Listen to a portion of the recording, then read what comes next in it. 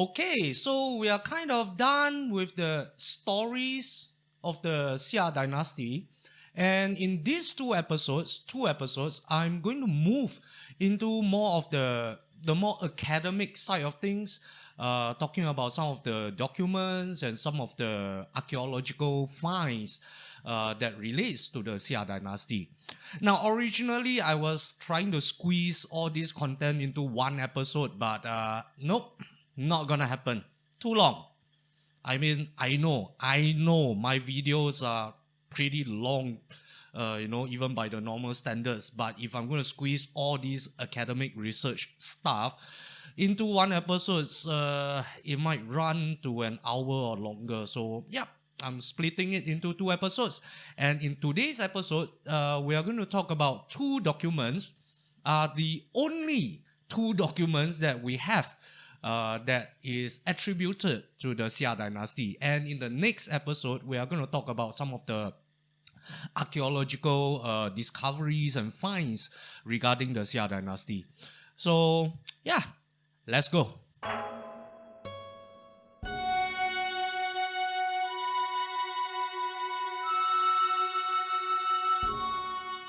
Hello and welcome to the show. My name is Apingo and I am the Chain Smoking Writer.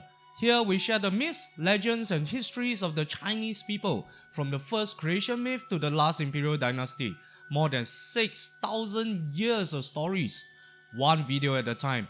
And if you would like to join us through this journey through time, remember to give a thumb to the video, a sub to the channel, and remember to click on the bell icon to be notified whenever a new video drops. And by the way, new video drops every Tuesday and Friday, 7 p.m. Singapore time. That is GMT plus 8. And now, on to the stories. Okay, so today we are not really talking about stories. We are not telling stories today. Rather, we are going to move into a more academic direction for these two episodes, as I mentioned earlier. And but before that, let me put down some disclaimers. I am by no means an academic, not by any stretch of the imagination. These are just information I dug up and what I found during the course of my research. And I was actually debating if I wanted to do, some episodes on this, but I find that, this is too interesting not to include in the series. So yeah, here we go. Today we are going to talk about the only two documents that has been discovered or has been found to be attributed or to be said to be produced in the Xia dynasty. And the first document we are going to talk about today is the Yu Codex or Yu Xing. Basically, it is a document of a set of laws that govern society during the Xia dynasty.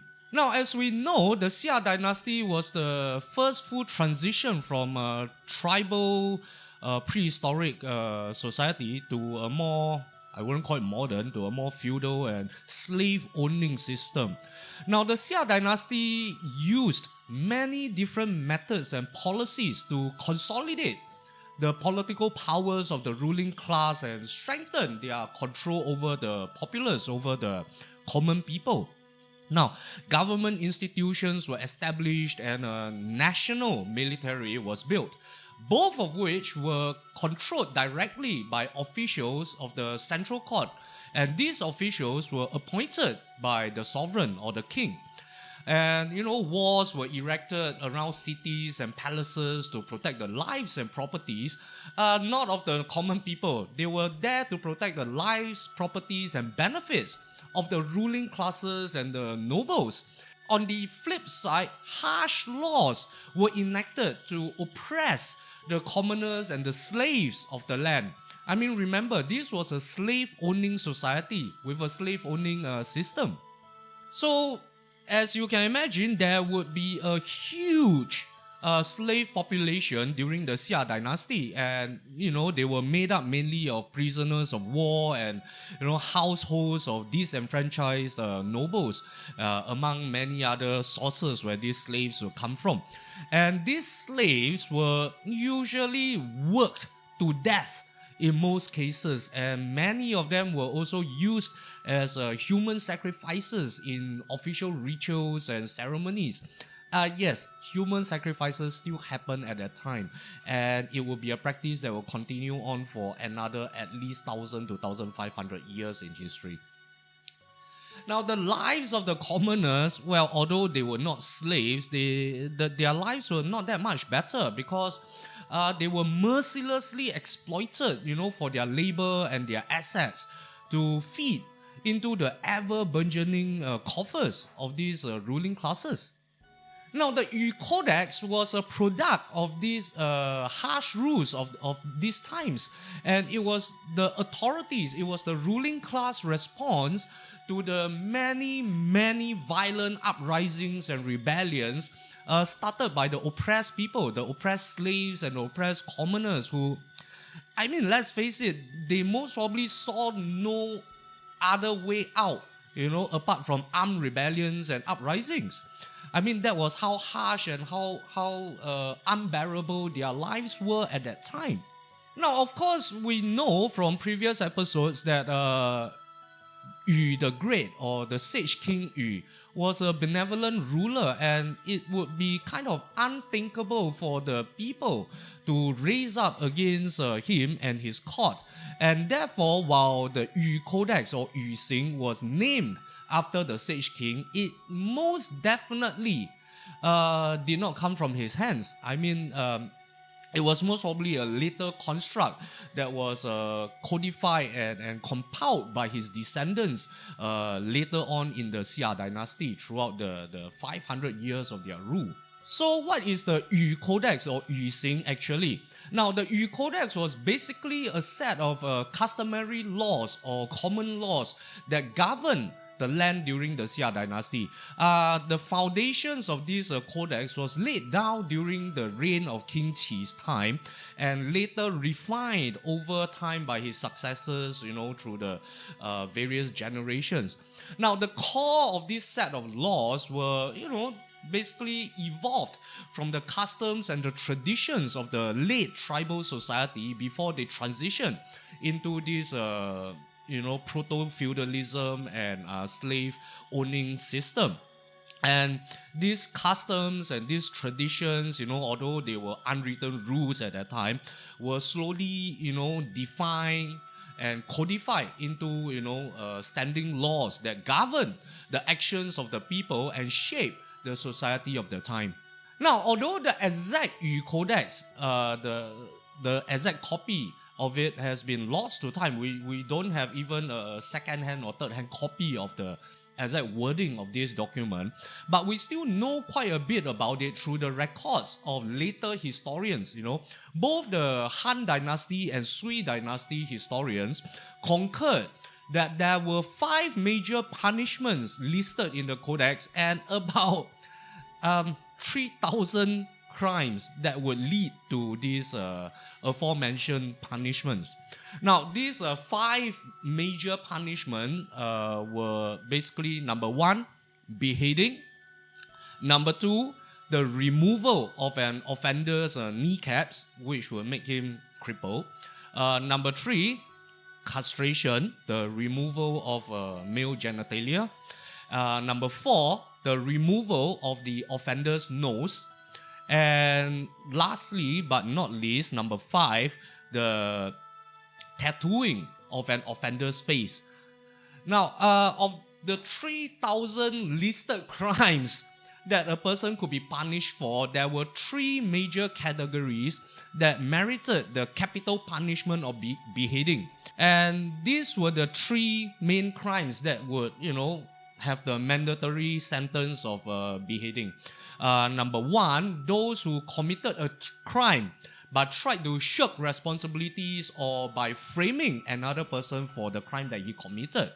Number 2, those who out of greed committed acts of disobedience that sought to break the order of society. Now, this was very openly worded and openly interpreted. So anyone who race against oppression, for example, would be considered, trying to break social norms, trying to break, social order for their own greed because they dared to have desire for freedoms and a better life, not being worked to death. Yeah, things like that. And number three, those who would indiscriminately commit murder and take the lives of innocents. So murder is a capital offense, which basically I don't think any of us would have a problem with. Now, as filial piety was already an established custom, during the latter tribal days before the transition into the Xia dynasty, putting the care of one's parents and elders above loyalty to one's sovereign or king. Now, it was said that, failing to be filial and respectful to one's parents and elders would also lead to severe and cruel punishments under the Yu Codex. Now, filial piety in the East, in Asian culture, it is very basic. I mean, we have to respect our elders, we have to take care of our parents, when they are old, because they took care of us and they raised us when we were young and they gave us a life, practically and literally, they gave us life. So it is our responsibility to take care of our elders, be respectful, and take care of our parents when they are old. So filial piety, it's a concept. It's a concept that is ingrained. Basically, you can say is genetically ingrained into every Asian person, I would say. And it was actually codified back then in law, even back 2000 BC during the Xia dynasty. Now, I don't know about the rest of the laws. I mean, oppressing the people and making life difficult for them and all that. But, codifying filial piety into a law. Now, that's something I can live with, I guess. Yeah. Well, that is about as much as we know about the Yu Codex. And next, I'm going to move on to this more interesting document, I would say, known as the Xia Xiaozheng. Now, the Xia Xiaozheng was basically an ancient compendium of astronomical observations and phenological knowledge believed to have been compiled during the Xia dynasty. Now, astronomy, as we all know, is the study of celestial bodies, their movements, and their behaviors through the sky over time. But what is phenology or phenological knowledge? Now, phenology is the study of the timing of the biological events in plants, animals, and phenomena in nature, such as the flowering, leafing, hibernation, reproduction, and migration patterns, etc., etc. So it is basically a study of the observations of nature.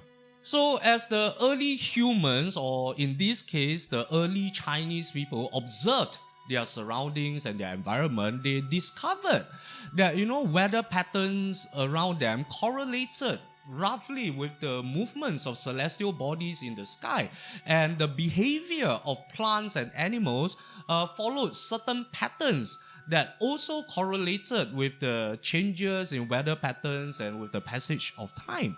And those observations were meticulously documented and recorded down over time and became the first rudimentary guides, like guidebooks that these early Chinese people or these early humans would use to predict the changes in seasons, the changes in weather patterns, and the changes in animal and plant behavior. And thus, they could time their agricultural activities around these predictions and these observations. Now, the sheer amount of this phenological knowledge that was collated was considered phenomenal. Even at that time, which was roughly about 4,000 years ago, circa about 2000 BC to 1600 BC, where this compendium was supposedly, produced. For example, the Xia Xiaozhen's description of the first month of the year, it described temperatures rising with the coming of warm breezes, the land thawing, and water could be, seen running across the land, over the land as the ice melted. And animals were observed to come out of their hibernations. Wild geese would start migrating to the north, and wild pheasants would start their mating course. And one could see fishes starting to swim in the ice-covered streams that were starting to flow again. And new leaves will be observed to sprout from the chives in the gardens, and otters would be out fishing, while voles and farm rats would be seen once again digging around in the grounds. The eagles would fly away, while the doves, turtle doves to be exact, would migrate into the land in droves. And willows, plums, apricots, and peaches would start to flower, would start their flowering cycle, and the papyrus reeds would start to stiffen up, while the chickens would actually start laying eggs again. Now, these were the detailed observations that were documented and recorded in Xia Xiaozhen. And this was the culmination of the experiences and the observations that the people made over time, and they could, put a specific timing where these things will happen. And, it was also said in the book that, when you see these things happening, when you observe these things happening around you, it is time to start preparing your farming tools, to start organizing the manpower needed for agricultural activities, and to prepare the land for sowing season. And apart from this record of the first month of the year, as they call it, it also recorded and noted that frequent dry spells would happen in the 3rd and 4th months of the year, while rain season would happen in the 7th month. And also, apart from these major weather patterns, the other more subtle changes in weather and environment were also recorded, what will happen in this month, what will happen in that month. Basically, every single month has their own records. Now, not only that, the summer and winter solstices were also observed and documented to happen in the 5th month and the 10th month of the year respectively. Now, why is it 5th month and 10th month and not, like what we know today to be June and December? Now, we'll get to that in a while. And all these observations that they made, they discovered that these changes correlated with the movements of the celestial bodies to form the very first versions of a practical calendar or a farmer's almanac that was being used in the Xia dynasty. Now, in terms of astronomical observations, the Xia Xiaozhen used the positions of the various stars and constellations, the positions that they were at in evenings, to determine the start and the end of the various months in the year. And as the record said, that in the first month, the tail of the Big Dipper pointed downwards, while in the 6th month, the tail pointed upwards. And in the 5th month, there will be a day that lasts the longest, the summer solstice. And in the 10th month, there will be a night that lasts the longest, the winter solstice. And because of the month that they put these events at, some academics believe that the Xia Xiaozhen divided a year into 10 months, not the 12 that we know today. It was divided into 10 months, consisting of 36 days each, and there were about 5 to 6 days that were unallocated to any of the months, but they were allocated to form the beginning of the year, what we will call the New Year season today. So 5 to 6 days of New Year's and 36 days in a month for 10 months, which will total up to 365 to 366 days a year, or one cycle around the sun. However, there's another school of thought or another group of academics that would argue that, it could also be plausible that this was a calendar that was divided into 12 months. The only difference is this would be a pure solar calendar without taking lunar cycles into consideration, and therefore it would actually roughly coincide with the records and observations that were noted in Xia Xiaozhen. Now, the entire document actually only consisted of about 400 over characters or symbols, and it is, for a fact, the earliest records of the early Chinese agricultural activities. Now, there were descriptions of grains, fibers, dyes, and other crops that were meticulously recorded together with their cultivation methods. And in it was also recorded a very detailed description of how to keep silkworms and the production of silks, and of course the keeping of livestock, the way to hunt, and what you could gather and scavenge from nature. And there was even a section detailing the process of gelding horses. Now, all this goes to show the importance of the role that silk production and horse keeping played in Xia dynasty's society at that time. And most of the sentences, if we could call them that, in this document were actually made up of 3 to 4 symbols or characters, and the months were actually denoted by symbols that were depicted the various stages of growth of plants or animals that will occur at that time in the year. However, there were no signs in this document that told us that these people actually divided a year into seasons. So most probably the concept of seasons did not even exist at that time, and there were no mention of any craft works or industrial production going on. I mean, there were not even records of how you made pottery or how you made these tools that you needed, which I guess indirectly showed us that this was actually a really, really very early document, and how rudimentary and how basic all these observations, although they were detailed, but they were in a way also very basic that they were, and how long ago this knowledge was actually accumulated and collated.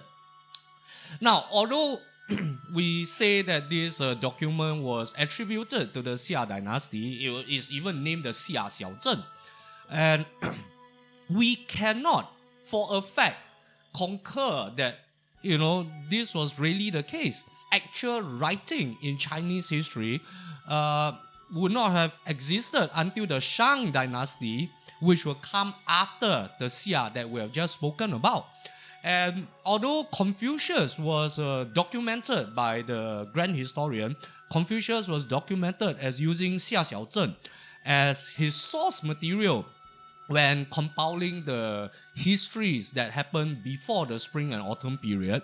The best guess we have now is that the Xia Xiaozhen, this ancient document, was written or compiled sometime during the Shang dynasty, or even as late as the transition period between the Shang and the Zhou dynasty.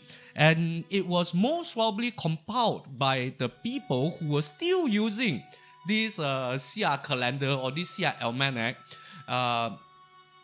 These people who were still using it that were living in the Huaihai region at that time. Huaihai being somewhere around today's Jiangsu region. Well, I guess that's it for the documents of the Xia dynasty, or at least the documents that we know about. And I hope you enjoyed this info dump, and I hope you found it interesting. Well, if you did, a thumb for the video, a sub for the channel, and remember to click on the bell icon. And if you can afford to and you are considering supporting the channel and supporting this project, it would really help to keep the lights on, if you would just go over to my Patreon page, the links are available here and available in the description box below. And as usual, I do look forward to all the comments. I do look forward to the banter we have down in the comment section. So yeah, leave me a comment down there. I will check it out. And I look forward to the banter that we can have around there. And I guess I will see you in the next episode.